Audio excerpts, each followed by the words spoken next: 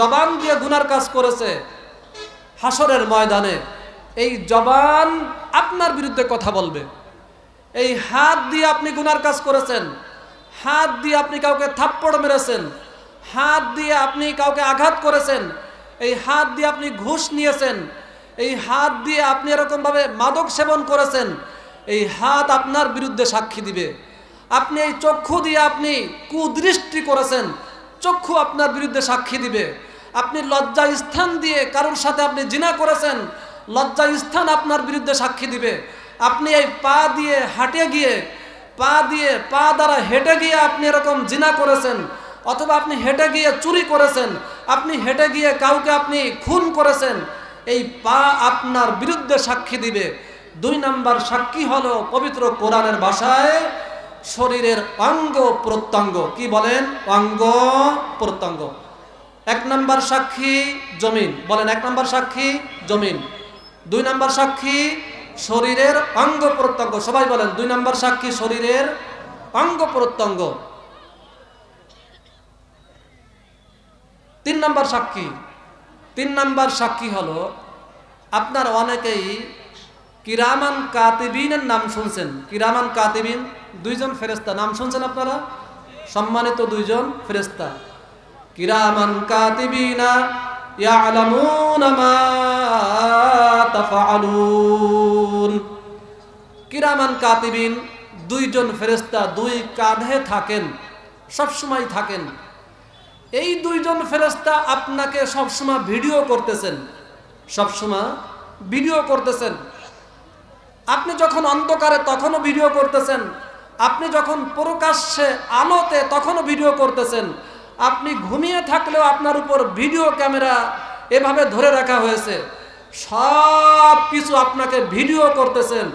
এবং কিয়ামতের ময়দানে এই ভিডিও আল্লাহর সামনে পেশ করবে আপনার বিরুদ্ধে। আপনি যদি রাতের আধারে রাতের অন্ধকারে কোনো গুনার কাজ করেন, সেটাও ভিডিওতে ধরা পড়ে যাবে।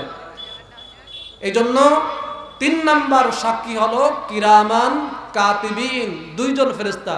বলেন কিরামান কাতিবিন। কয়জন ফেরেশতা? 2 জন ফেরেশতা। 1 নাম্বার সাক্ষী জমিন, 2 নাম্বার সাক্ষী শরীরের অঙ্গ প্রত্যঙ্গ, 3 নাম্বার সাক্ষী হলো 2 জন লেখক ফেরেশতা, 2 জন সম্মানিত লেখক ফেরেশতা। কয়টা গেল সাক্ষী? 3টা। কয়টা বলেন? সবাই আওয়াজ দেন, কয়টা গেল? 3টা। 4র্থ নাম্বার সাক্ষী হলো, আপনারা আমল নামার কথা শুনেছেন যে আমরা যা কিছু করি সব কিছু আমল নামায়, আমাদের আমল নামায় লেখা হচ্ছে, লিপিবদ্ধ করা হচ্ছে। এই কথা আপনারা শুনেছেন? শুনছেন সবাই? আমল নামা হাতে দিবে আমাদেরকে, এটা জানেন? কিয়ামতের ময়দানে যার ডান হাতে আমল নামা দিবে সে জান্নাতে যাবে, যার বাম হাতে আমল নামা দেওয়া হবে সে জাহান্নামে যাবে। আমাদের জীবনের একেবারে শুরু থেকে শেষ পর্যন্ত, ছোট হোক বড় হোক, ইচ্ছায় হোক অনিচ্ছায় হোক, সগীরা হোক কবিরা হোক, সকল প্রকার গুনাহ আমরা যখন গুনাহ করতেছি অথবা নেকের কাজ করতেছি, সাথে সাথে আমল নামায় ডায়েরি খাতায় সেগুলো লিপিবদ্ধ করে রাখা হচ্ছে, লিখে রাখা হচ্ছে। কোথায় গুনার কাজ করতেছি, কখন করেছি, স্থান সময় সহ সব কিছু সেগুলো প্রতিনিয়তই সেগুলো লিখে রাখা হচ্ছে, লিপিবদ্ধ করা হচ্ছে। এটার নাম হলো ডায়েরি খাতা, এটার নাম হলো আমল নামা। আল্লাহ তাআলা কিয়ামতের ময়দানে সেই আমল নামা আমাদের প্রত্যেকের হাতে পেশ করবেন। আর আল্লাহ তাআলা বলবেন, ইকরা কিতাবাক, ইকরা কিতাবাক কাফা বিনাফসিকাল ইয়াউমা আলাইকা হাসিবা লা ইউগাদিরু সাগীরাতাও ওয়ালা কাবীরাতান ইল্লা আহসাহা। আল্লাহ তাআলা প্রত্যেকের হাতে আমল নামা দিয়ে দিবেন, আমল নামা দিবেন। কিয়ামতের ময়দানে বলবে, বান্দা তোমার আমল নামা তুমি পড়ে দেখো, তুমি কি কি গুনার কাজ করেছো তুমি পড়ো, তুমি কি জান্নাতে যাওয়ার উপযুক্ত হয়েছো নাকি জাহান্নামে যাবে তুমি নিজেই বিচার করে দেখো। এটা 4র্থ 4 নাম্বার সাক্ষী। তাহলে সাক্ষী কয়টা হলো বলেন? 4টা। কয়টা বলেন? 4টা। 1 নাম্বার সাক্ষী জমিন, 2 নাম্বার সাক্ষী শরীরের অঙ্গ প্রত্যঙ্গ, তিন নম্বর সাক্ষী কিরামান কাতিবিন, দুইজন সম্মানিত লেখক ফেরেশতা। চতুর্থ নাম্বার সাক্ষী হলো আমলনামা বা ডায়েরি খাতা। মনে থাকবে তো ইনশাআল্লাহ? ইনশাআল্লাহ এই চার প্রকার সাক্ষী তৈরি হয়ে যায়। একজন মানুষ যখন নেকের কাজ করে তখনও চার প্রকার সাক্ষী থাকে। কেউ যদি গুনার কাজ করে তখনও তার জন্য চার প্রকার সাক্ষী থাকে। এই জন্য আজকের থেকে নিয়ত করে ফেলি যে আর কোনো গুনার কাজ করব না, প্রকাশ্য করব না, গোপনও করব না, রাতেও করব না, দিনেও করব না, কোনোভাবেই আমি গুনার কাজ করব না। আমি যদি গুনার কাজ করি, কেউ দুনিয়ার কোনো মানুষ যদিও না দেখে তো আল্লাহ দেখেন। পাশাপাশি আল্লাহ তাআলা চার প্রকার সাক্ষী তৈরি করে রেখেছেন। চার প্রকার সাক্ষী সাথে সাথে সেগুলো সেই গুনাহকে লিখে ফেলেন। হ্যাঁ, এই জন্য আজকের থেকে নিয়ত করি গুনার কাজ করব না, বরং আমার আমলনামায় যাতে নেকের কাজ, আমার আমলনামায় যাতে গুনার পরিবর্তে নেকি লেখা হয়, এই জন্য আমি নেকের কাজ করব। কি করব বলেন? নেকের কাজ করব। রাস্তায় হাঁটতে হাঁটতে আমি গুনার কাজ করব না, রাস্তায় চলতে চলতে গুনার কাজ করব না, বরং আমি যখন রাস্তায় চলবো তো আমি জিকির করতে করতে চলবো। কি করতে করতে যাবো বলেন? জিকির করতে করতে যাব, আল্লাহ পাকের জিকির করতে করতে যাব। আমি ঘুমানোর সময় গুনার কাজ করব না, আমি ঘুমানোর সময় টেলিভিশন দেখতে দেখতে ঘুমাবো না, আমি মোবাইলে নাজায়েজ হারাম ছবি দেখতে দেখতে ঘুমাবো না, আমি ঘুমানোর সময় আল্লাহ পাকের জিকির করতে করতে ঘুমাবো। রাস্তায় চলার সময় আল্লাহ পাকের জিকির করতে করতে চলবো। রাস্তায় চলার সময় আমি এরকমভাবে যদি কোরআন তিলাওয়াত জানি কোরআন তিলাওয়াত করব, অথবা আমি ছোট ছোট সূরা আছে ছোট সূরা পড়তে পড়তে আমি যাব তো রাস্তা আমার জন্য সাক্ষী হয়ে থাকবে, রাস্তা সাক্ষী হয়ে থাকবে। আমি যত দূর পর্যন্ত জিকির করতে করতে চলবো, পুরো রাস্তা আমার জন্য সাক্ষী হয়ে যাবে। ফেরেশতারা সাক্ষী দিবেন, রাস্তা সাক্ষী হবে, আমার আমল নামায় লেখা হবে। আমার কিরামুন কাতিবিন আমার আমল নামায় নেকি লিখে রাখবেন। এই জন্য জিকির করতে করতে চলবো, পারবো ইনশাআল্লাহ। আল্লাহ যেন তৌফিক দান করেন। এই হাদিস বুখারী শরীফের যে হাদিস আপনাদের সামনে তিলাওয়াত পাঠ করেছি, আবু মুসা আশআরী রাদিয়াল্লাহু তাআলা আনহু থেকে বর্ণিত, এই হাদিসের মধ্যে রাসূলুল্লাহ সাল্লাল্লাহু আলাইহি ওয়াসাল্লাম জিন্দা মানুষ এবং মুর্দা মানুষের উদাহরণ পেশ করেছেন। আমরা যারা আসছি, আমাদের দুনিয়াতে সবাইকে তো আমরা মনে করি জিন্দা মানুষ, কিন্তু আল্লাহ রসুল বলেছেন না, তোমাদের মধ্যে সবাই জিন্দা না, দেখতে জিন্দা কিন্তু আসলে কিছু মানুষ আছে মুর্দা। আল্লাহ রসুল সাল্লাল্লাহু আলাইহি সাল্লাম বলেছেন, তোমাদের মধ্যে জিন্দা হলো ওই ব্যক্তি যেই ব্যক্তি রাস্তায় চলার পথে আল্লাহ পাকের জিকির করতে করতে চলে। জিন্দা হলো ওই ব্যক্তি যেই ব্যক্তি ঘুমের সময় জিকির করতে করতে ঘুমায়, ওই ব্যক্তি হলো জিন্দা মানুষ। জিন্দা হলো ওই ব্যক্তি যেই ব্যক্তি রাতে উঠে নামাজ পড়ে, আল্লাহর কাছে দোয়া কান্নাকাটি করে, ওই ব্যক্তি হলো জিন্দা মানুষ।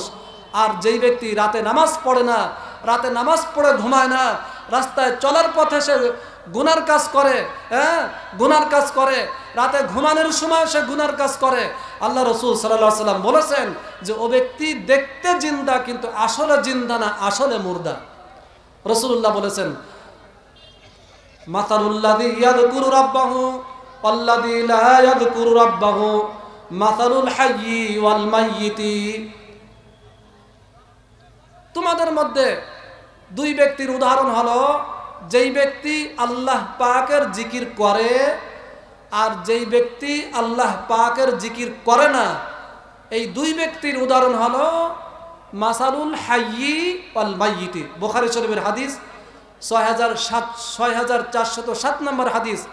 আল্লাহ রসুল বলেন, যেই ব্যক্তি জিকির করে ওই ব্যক্তি জিন্দা, আর যেই ব্যক্তি আল্লাহ পাকের জিকির করে না ওই ব্যক্তি হলো মুর্দা।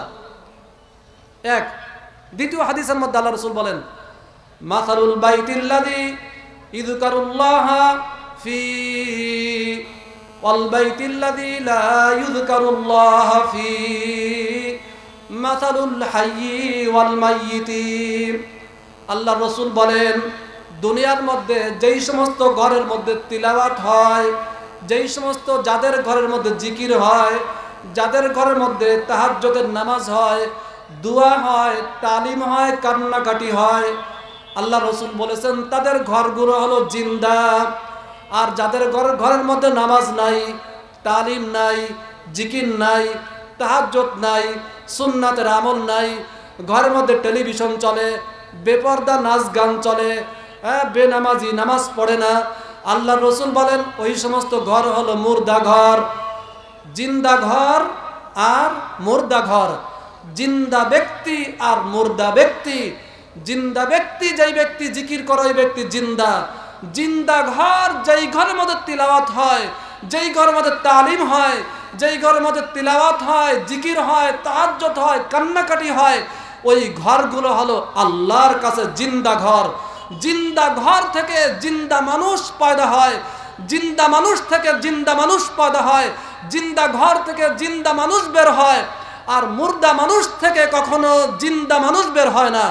মরা গাছ থেকে যেমন কোনো ফল হয় না, মরা গরু থেকে যেমন কোনো বাচ্চা দেয় না, মরা ছাগল থেকে যেমনি ভাবে কোনো বাচ্চা দেয় না, মরা মুরগি থেকে যেমনি ভাবে ডিম দেয় না, ঠিক যেই লোকটা জিকির করে না, যেই লোকটা নামাজ পড়ে না, যেই লোকটা তাহাজ্জুদ পড়ে না, যেই লোকটা আল্লাহর হুকুম মানে না, যেই লোকটা সুন্নাতের উপর চলে না, ওই লোকটার থেকে ওই ঘরের মধ্য থেকে কখনো আল্লাহওয়ালা সন্তান পয়দা হবে না। অনেকে বলেন হুজুর আমার ছেলে মাদ্রাসায় দিয়েছি পড়ে না, আমার মেয়েকে মাদ্রাসায় দিয়েছি পড়তে চায় না, পলায় আসে আর মাদ্রাসায় যেতে চায় না। আরে ভাই, আপনার ছেলেকে আপনি মাদ্রাসায় দিয়েছেন, মেয়েকে মাদ্রাসায় দিয়েছেন, ঘরের থেকে কি আপনি টেলিভিশন দূর করতে পারছেন? ঘরের থেকে কি আপনি টাচ মোবাইল বের করতে পারছেন? ঘরের মধ্যে কি আপনি তিলাওয়াত, জিকির, দোয়া, কান্নাকাটি চালু করতে পারছেন? আপনি যদি ছেলেকে মাদ্রাসায় দেন, মেয়েকে মাদ্রাসায় দেন, আপনার জন্য জোর